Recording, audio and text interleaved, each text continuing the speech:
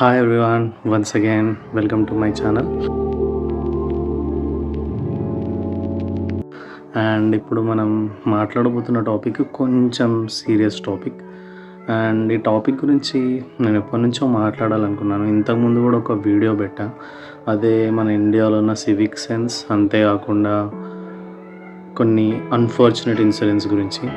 మీరు వినే ఉంటారు, గత కొన్ని రోజులుగా లైక్ 10 to 15 డేస్ నుంచి యాక్సిడెంట్స్ చాలా అవుతున్నాయి అండ్ డెత్ టోల్ కూడా చాలా పెరిగింది మన ఆ యాక్సిడెంట్స్లో. మొన్న మీరు వినుంటే ఒకటే రోజు 2 బస్ యాక్సిడెంట్స్ అయ్యాయి. అందులో ఒక దాంట్లో డెత్ టోల్స్ లేకపోవచ్చు, బట్ ఇంకో దాంట్లో మాత్రం డెత్ టోల్స్ చాలా అంటే చాలా ఎక్కువ ఉండే.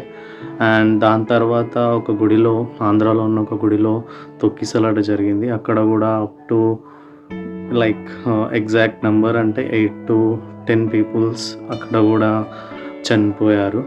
అండ్ అదే కాకుండా ఈరోజు ఫ్రెష్గా ఇంకో బస్ యాక్సిడెంట్ అయింది.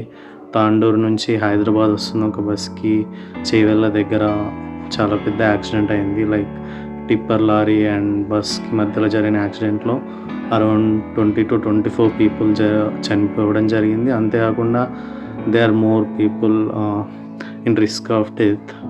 ఆ బస్లో 70 పీపుల్ ఉండేనంట. అండ్ ఇప్పుడు చాలామంది హాస్పిటల్లో ఉన్నారు. సో ఇలాంటి ఇన్సిడెంట్స్ జరుగుతున్నాయి. అండ్ ఇన్సిడెంట్స్ గురించి మాట్లాడే ముందు ఫస్ట్ అసలు దేనికి జరిగిందని, ఫర్ ఎగ్జాంపుల్ ఫస్ట్ ఇన్సిడెంట్ తీసుకుంటే 10-15 డేస్లో కర్నూలు దగ్గర జరిగిన బస్ యాక్సిడెంట్. ఈ బస్ యాక్సిడెంట్కి ఫస్ట్ మెయిన్ రీజన్ వచ్చేసి ఆ బైక్ అక్కడ ఆపడం వల్లే అని చాలామంది అన్నారు. బట్ నాకు తెలిసినంత వరకు మెయిన్ రీజన్ బైక్ అలా తాగి నడపడం తప్పే. అలా తాగి నడపకూడదు, నడిపారు. And according to internal sources కొన్ని ఇంటర్వ్యూలు కూడా నేను చూసిన. దాని ప్రకారం ఆ చనిపోయిన వ్యక్తి ఎవరైతే బైక్ నడిపారో ఆ వ్యక్తితో పాటు ఉన్న ఇంకొక వ్యక్తి చెప్పిన దాని ప్రకారం ఆయన అక్కడ పడిపోయి 30 minutes అయిపోయింది. ఆ వ్యక్తిని ఇంకో వ్యక్తి వాళ్ళ ఫ్రెండ్ ఎవరైతే ఉన్నారో రోడ్ పక్కకు తీసుకెళ్ళాడు, కానీ బైక్ తీసుకోవడం ఆ వ్యక్తి వల్ల కాలేదు, అక్కడే ఉంది. 30 minutes నుంచి అక్కడ నుంచి వెహికల్ పోతూనే ఉన్నాయి, వస్తూనే ఉన్నాయి. But nobody care to stop. మనకెందుకులే అనుకోవడం వల్లనో, లేకపోతే ఇప్పుడు నేను ఫోన్ చేస్తే నాకేమైనా ఎఫెక్ట్ పడుతుంది అనుకోవడం వల్లనో ఏమో కానీ ఎవ్వరూ ఆపలేరు. అండ్ ఇందులో ఇంకో ఇన్సిడెంట్ ఏంటంటే, ఇంకో ప్రైవేట్ బస్ ఈ బస్ కన్నా ముందు ఏదైతే ఒక నుంచి పాస్ అయిందో ఆ బైక్ ఆల్రెడీ చివర్లో ఉందంట. దాన్ని అది యాక్సిడెంట్ చేయడం వల్ల, గుద్దుకోవడం వల్ల ఆ బైక్ అనేది రోడ్ మధ్యలోకి వచ్చి పడింది. ఇన్ కేస్ అప్పుడే ఒకవేళ ఆ బైక్ అనేది సరిగ్గా ఆ బస్ కిందనే పడితే ఈ బస్సు బదులు ఆ బస్సులో ఉన్న వాళ్ళకు కూడా ప్రాబ్లం అవుతుండే. ఇక్కడ తప్పు ఎవరిదని మనం చెప్తాము? తాగి బండి నడిపించిన ఆ వ్యక్తిదా, లేకుంటే చూడకుండా రోడ్ పైన ఏముందో చూసుకోకుండా డ్రైవ్ చేస్తున్న బస్ డ్రైవర్స్దా? అది ప్రైవేట్ కావచ్చు, గవర్నమెంట్ కావచ్చు, ఆర్ ఎల్స్ అక్కడ ఎవరో పడిపోయారు, అయ్యో పాపం అని వెళ్ళి సహాయం చేసి అక్కడ ఎవరు హెల్ప్ చేయకుండా వెళ్ళిపోయిన నార్మల్ మనలాంటి ప్రజలదా? అది మనమే ఆలోచించుకోవాలి. నాకు తెలిసినంత వరకు అయితే ఎవరో అక్కడ కొంచెం హెల్ప్ చేసి ఆ బైక్ని కొంచెం పక్కకు తీసి వాళ్ళ బావోళ్ళు కొంచెం తెలుసుకొని ఉంటే, ఎవరికైనా పోలీస్కి రిపోర్ట్ చేసి ఉంటే చాలా చాలా బాగుండేది. అంతమంది చనిపోయే వాళ్ళు కాకుండా చాలామంది నిద్రలోనే చనిపోయారు, విచ్ ఈస్ వెరీ స్కేరీ. అసలు అది ఆలోచిస్తేనే చాలా బాధాకరంగా ఉంది. దాని తర్వాత ఇంకో బస్ యాక్సిడెంట్ కూడా రీసెంట్గా అదే రోజు మేబీ నెక్స్ట్ డే అనుకుంటా జరిగింది. ఇక్కడ హైదరాబాద్ శివార్లో జరిగింది. లైక్ విజయవాడ హైవే ఉంటుంది కదా, ఎల్బీ నగర్ దాటిన తర్వాత, పెద్దమర్పేట అనుకుంటా, ఐ థింక్ అక్కడ జరిగింది. బస్ అయితే బోల్తా పడ్డది, బట్ ప్రాణాలు అయితే నాకు తెలిసి ఎవరికి పోలేవు. But it's also scary situation. అసలు ఎందుకు అలా పోయింది? ఓవర్ స్పీడ్ వలన? స్లీపర్ బస్సు డిజైనే తప్పు ఉందని చెప్పారు. నేను చాలా వీడియోస్ చూశాను, అలానే చాలా ఇన్సైట్స్ కూడా విన్నాను. దాని ప్రకారం స్లీపర్ బస్ డిజైన్ ఏదైతే ఉందో అదే తప్పు ఉంది. మన వాళ్ళు తెలియకుండా పర్మిషన్స్ ఇవ్వడం వల్లనో, లేకపోతే సమ్ పీపుల్ గ్రీడీనెస్ వల్లనో అలాంటి బస్ని మనం ఇంకా నడుపుతున్నాము. ఫర్ ఎగ్జాంపుల్ చైనా, యూఎస్ఏ లాంటి దేశాల్లో ఈ బస్ని పూర్తిగా బ్యాన్ చేశారంట. హోప్ మన దగ్గర అలా కుదరదు. నెక్స్ట్ డే మన ఆర్టీఏ వాళ్ళు కూడా చాలా సర్చ్లు చాలా చేశారు, లైక్ పేపర్స్ పైన, బస్ యొక్క ఫిట్నెస్ పైన. బట్ అది ఒక్క రోజుకే పరిమితం అయిందా లేదా అనేది మాత్రం మనకు తెలియదు. చనిపోయిన వాళ్ళందరి కోసం మనమైతే తిరిగి తీసుకురాలేము, బట్ ఇలాంటి యాక్సిడెంట్ మళ్ళీ కాకుండా మాత్రం చేయాలి. అలా చేయాలంటే కరెక్ట్ ప్రైవేట్ ట్రావెలింగ్ కానీ, గవర్నమెంట్ ట్రావెలింగ్ కానీ ఎలా ట్రావెల్ చేస్తే మనకు హెల్ప్ అవుతుందో అలాంటివి చూసుకోవాలి. ఇలాంటి టైంలోనే నేను ఒక వీడియో చూసాను. అందులో వీడియో హోస్ట్ ఏజుడ్ అనుకుంటా, తను చెప్పింది ఏంటంటే ఒక స్ట్రెస్ సింబల్, ఒక స్ట్రెస్ బటన్ అనేది ఉండాలి, లైక్ ఎమర్జెన్సీ బటన్.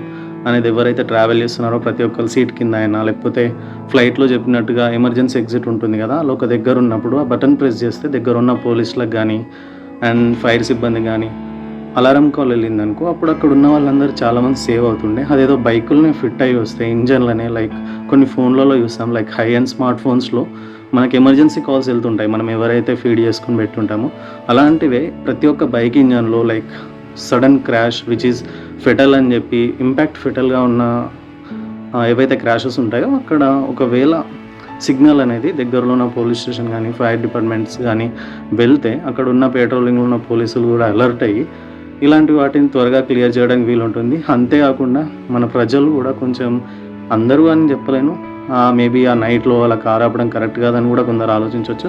బట్ అలా ఆగి ఉంటే ఇన్ని ప్రాణాలని మనం కాపాడేవాళ్ళం. అండ్ నెక్స్ట్ మెయిన్ ప్రాబ్లమ్ వచ్చేసి స్టాంపేడ్. ఇది కొత్త కాదు. స్టాంపేడ్ అనేది చాలా చాలా చాలా ఇది ఎలా అంటే మనం సిస్టమ్ ఫెయిల్ అయిందని చెప్పలేము, అలాగనే మన ప్రజలు కూడా సరిగ్గా లేరని చెప్పలేము. ఇది ఇద్దరి ఫెయిల్యూర్ అని నేను చెప్తా. ఫర్ ఎగ్జాంపుల్ మనకు ఢిల్లీలో ఒకసారి రైల్వే స్టేషన్‌లో అయినా కుంభమేళా టైంలో అనుకుంటా స్టాంపేడ్ కానివ్వండి, అండ్ కుంభమేళాలో అయిన స్టాంపేడ్ కానివ్వండి, చాలామంది చనిపోయారు. అండ్ మెయిన్‌గా ఒక సినిమా రిలీజ్ అప్పుడు జరిగిన స్టాంపేడ్, అది కూడా మీ అందరికీ తెలుసు. అది కూడా చాలా బాధాకరమైంది. అక్కడ ఏంది, ఎవరిని తప్పు పట్టాలి? సిస్టమ్‌నా? ఎవరైతే పోలీసులు అక్కడ ఉన్నారో వాళ్ళని తప్పు పడతామా? లేకపోతే అసలు కరెక్ట్‌గా లైన్‌లో వెళ్తే సరిపోయేదానికి ఒకళ్ళ పైన ఒకళ్ళు తోసుకుంటూ వెళ్ళిన ప్రజల్ని తప్పు పట్టాలా? బట్ ఎవరిని తప్పు పట్టాలో మనకైతే తెలవాలి. అండ్ మెయిన్‌గా అయితే నేనైతే ఫస్ట్ ప్రియారిటీ నీ ఓన్ ఇచ్చుకోవాలి. ఇప్పుడు అలా అందరూ అలా తోసుకుంటూ వెళ్ళినప్పుడు ఎవరైతే ఒక్కొక్క వ్యక్తి ఉన్నారో అలా వెళ్ళే బదులు కొంచెం స్లోగా వెళ్ళి ఉంటే, లైన్ ఫార్మేట్ చేసి ఉంటే, ఈ విషయంలో మాత్రం మనం జపాన్‌ని కొంచెం మెచ్చుకోవాలబ్బా. వాళ్ళు ఉన్నంత క్యూ మెయింటెనెన్స్ అవన్నీ అని చాలా బాగుంటాయి. మనలో కూడా అది కొంచెం కొంచెం మనం డెవలప్ చేసుకుంటూ ఉండాలి. ఇప్పటివరకు లేకపోవచ్చు. అది చిన్న చిన్న ప్లేసెస్‌లో ఒకవేళ అర్జెంట్ ఉంటే వాళ్ళకి, ఇప్పుడు ఎల్డర్లీ పీపుల్‌కి, ఉమెన్‌కి అలా అండ్ ఆల్సో చిల్డ్రన్‌కి ప్రియారిటీ ఇచ్చి వాళ్ళని లైన్‌లో ముంగటికి రప్పించేలా చేయొచ్చు. బట్ అది కాదు కదా అని తోపులాట, ఇలా స్టాంపేడ్ సిచ్యువేషన్‌ని క్రియేట్ చేయడం వల్ల అన్యాయమైన ప్రాణాలు చాలామంది బలవుతున్నారు. అక్కడ వీక్ పీపులే చనిపోతారు ఆబ్వియస్లీ. సో అది చాలా తప్పు అని నాకు కూడా అనిపిస్తుంది. ఫస్ట్ మనలో చేంజ్ రావాలి. తర్వాత మన చుట్టూ ఉన్న సిస్టమ్ కూడా చేంజ్ కావాలి. ఇలాంటి స్టాంపేడ్ సిచ్యువేషన్స్ అట్లాంటి టైంలో జరగకుండా తగు జాగ్రత్తగా తెలుసుకోవాలి. ఫర్ ఎగ్జాంపుల్ ఇప్పుడు మనం ఎక్కడైతే ఫుల్గా మంది గుమిగూడతారని ఒక ఇంటిమేషన్ వస్తుందో పీపుల్కి, లైక్ పోలీస్‌కి, అక్కడ తగిన చర్యలు ఆ గుడి వాళ్ళు కానీ, లేకపోతే పోలీస్ సిబ్బంది కానీ తీసుకుంటే అట్లాంటి సిచ్యువేషన్స్ మళ్ళీ జరగకుండా ఉంటాయి. అండ్ ఇక్కడ కూడా చాలా 8 to 9 పీపుల్ చనిపోవడం అనేది, ఒక దర్శనానికి వెళ్ళిన వాళ్ళు, అక్కడ మేబీ చిన్నపిల్లలు కూడా ఉంటారు. అండ్ అది చాలా చాలా బాధాకరమైన విషయం. అండ్ ప్రజెంట్ వస్తే వన్ మోర్ బస్ యాక్సిడెంట్. ఇది మార్నింగ్ 4:50 ఆ టైంలో జరిగిందనుకుంటా. అరౌండ్ 20-25 పీపుల్ చనిపోయారు, which is so bad. And అది చాలా చాలా హృదయ విదారకరమైన సంఘటన నేను చెప్తాను. వాళ్ళందరికీ డ్రీమ్స్, వాళ్ళందరి కళలు ఏవైతే ఉన్నాయో అవన్నీ కూడా ఒక్క క్షణంలో తుడిచిపెట్టుకుపోయానని నేను చెప్తాను. ఎలా అంటే ఇప్పుడు మనం కూడా చాలామంది జాబ్ కోసం వేరే సిటీకి వెళ్తాము, అలా అందరూ వెళ్ళేవాళ్ళే. ఫర్ ఎగ్జాంపుల్ అది జరిగింది మండే మార్నింగ్, అంటే సాటర్డే సండే ఇంటి దగ్గర గడిపొచ్చి మళ్ళీ ఆఫీస్కి వచ్చేవాళ్ళు, కాలేజీలోకి వచ్చేవాళ్ళు, చిన్న చిన్న పిల్లలు, అలా చాలామంది చనిపోయారు. Around 20 people. అక్కడ తప్పు ఎవరిని పట్టాలి? నేను ఈ టైంలో ఒక వీడియో చూశాను, విఆర్ రాజ్, అది చాలా బాగా అనిపించింది. తప్పు వ్యక్తులది అవ్వచ్చు, లైక్ ఆ బస్ నడిపే వ్యక్తిది అవ్వచ్చు, మెయిన్గా టిప్పర్ లారీ నడిపే వ్యక్తి ఓవర్ స్పీడ్ వల్ల జరిగిందని అంటున్నారు. బట్ అక్కడ సిస్టమ్ది కూడా తప్పు ఉంది. అంతా రద్దీగా అలాంటి పెద్ద పెద్ద వెహికల్ తిరిగే రోడ్లో డివైడర్ అంటూ లేకుండా సింగిల్ లైన్ రోడ్ ఉండడం అనేది చాలా చాలా తప్పైన విషయం. మన ట్యాక్సెస్, మన మనీ అంతా ఎటు పోతున్నాయో అవైతే తెలియదు. ఇక్కడ దగ్గరలో ఇప్పుడు నేను ఉండే ఏరియాలో కూడా like Dulapalli to Shahpur connect అయ్యే ఒక రోడ్ ఉంటుంది, ఇండస్ట్రియల్ ఏరియా ఉంటుంది. చాలా అంటే చాలా గుంతలు ఉన్నాయి. Nobody caring. ఇలాంటి ఒక సిచ్యువేషన్ అయితేనే అలాంటి విషయాల గురించి కేర్ చేస్తారనుకుంటా మన రాజకీయ నాయకులు కానీ అండ్ మన లీడర్స్ కానీ. బట్ అలా కాకముందే కొంచెం అలాంటి వాటిని క్లియర్ చేసి, అక్కడ కూడా యాక్సిడెంట్ అయిన ప్రదేశానికి కూడా కొంచెం ముందుట పెద్ద గుంత ఉంది, ఆ గుంతను తప్పించబోయి కావచ్చు, లేకపోతే ఏదైనా scientific reason like minute sleep, second sleep అని ఎర్లీ మార్నింగ్ అవర్స్లో వస్తుంటుంది, దానివల్ల కావచ్చు, లేకపోతే డ్రైవర్ డ్రింక్ చేయడం వల్ల కావచ్చు, whatever the reason it would be. But issue అయితే జరిగిపోయింది. అరౌండ్ 24 పీపుల్ అండ్ కౌంట్ కూడా మోర్ అవ్వడం అంటే ఇది చాలా బాధాకరమైన విషయం. అందులో చాలామంది ఒకే ఫ్యామిలీకి చెందిన వాళ్ళు చనిపోయిన ఉన్నారు, చిన్న పాప చనిపోయింది. అండ్ ఒక కుటుంబానికి చెందిన ముగ్గురు నలుగురు చనిపోవడం అదంతా అసలు చాలా బాధాకరమైన విషయం. అండ్ ఇలాంటివన్నీ మనం ఎందుకు జరుగుతున్నాయి, మెయిన్గా ఈ మధ్యన ఎందుకు చూస్తున్నామంటే ఇట్స్ కోఇన్సిడెన్స్ అని అనొచ్చు. బట్ కోఇన్సిడెంట్ కన్నా ముందు మనం మెల్లిగా మన చుట్టూ ఉన్న సిస్టమ్ని కూడా ఫెయిల్ అవుతుందని చూడవచ్చు. ఫర్ ఎగ్జాంపుల్ బస్సెస్కి ఇప్పుడు పర్మిషన్ ఇచ్చే ముందు కొంచెం ఆలోచించి స్లీపర్ బస్సులు ఇలా ఉండడం ప్రమాదకరం, ఇలాంటి టైంలో డ్రైవ్ చేయడం ప్రమాదకరం, వాళ్ళకు కొన్ని code of conducts, rules and regulations కరెక్ట్గా అమలు చేస్తున్నారా లేదా తెలిసేలా చేయడం అనేది మిస్ అయింది అనుకోండి ఆర్టీఓ ఆర్ రిలవెంట్ అథారిటీస్ తోటి. దానివల్ల ఇప్పుడు బస్సులు విచ్చలవిడిగా చూస్తున్నారు. మనం కూకట్పల్లి ఆ ఏరియాలో చూస్తే అసలు వాళ్ళు ఎక్కడ ఆపుతారో ఎందుకు ఆపుతారో కూడా తెలియదు, ఇష్టం వచ్చినట్టు ఆపుతారు.